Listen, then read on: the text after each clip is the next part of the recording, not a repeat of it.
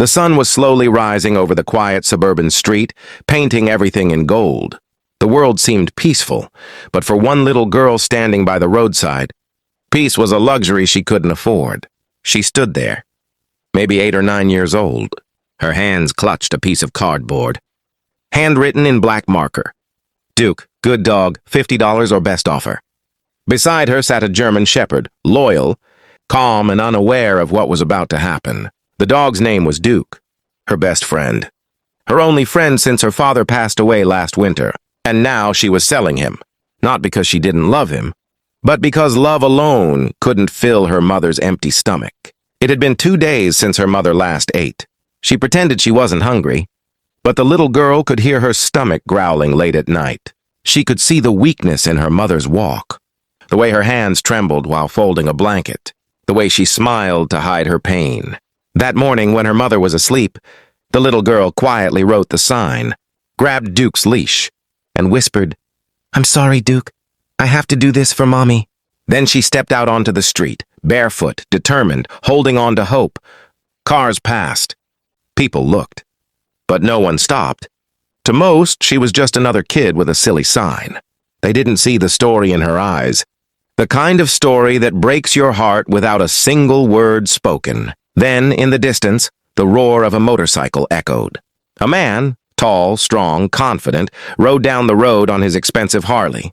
A billionaire, perhaps. He had everything money could buy, except peace. He wasn't cruel, just empty inside.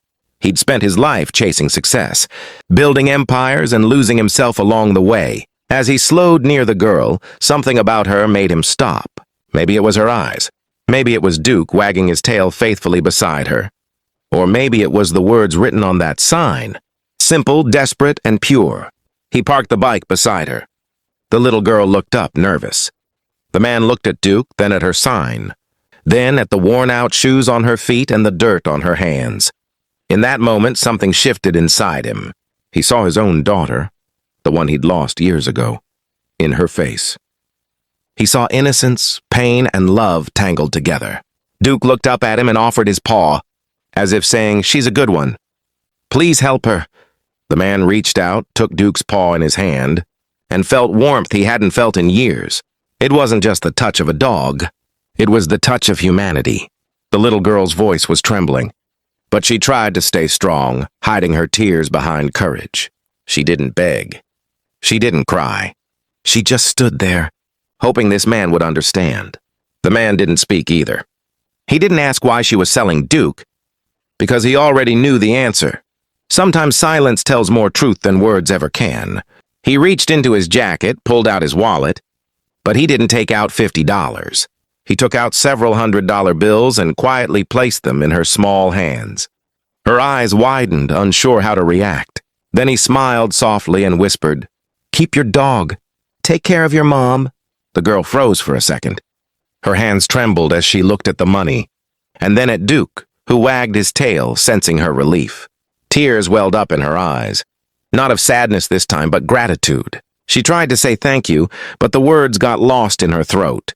The billionaire just nodded, started his bike, and rode away, leaving behind more than money. He left behind a miracle. Later that afternoon, the little girl ran home. She burst into their small house, a single room, peeling walls and a flickering bulb. Her mother, weak and pale, sat on the edge of the bed.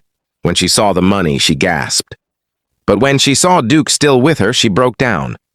The girl hugged her tight and cried. Tears of relief, of love, of everything that had been locked inside for days. That night, for the first time in a long time, there was food on the table. It wasn't much, just soup and bread, but to them it tasted like heaven. Duke sat beside them, wagging his tail proudly, as if he knew he had helped save his family. Meanwhile, somewhere far away, the billionaire sat alone in his grand mansion, surrounded by gold, art, and silence. But that night something felt different. He poured himself a glass of water, not whiskey. He looked at his reflection and saw a man he hadn't met in years.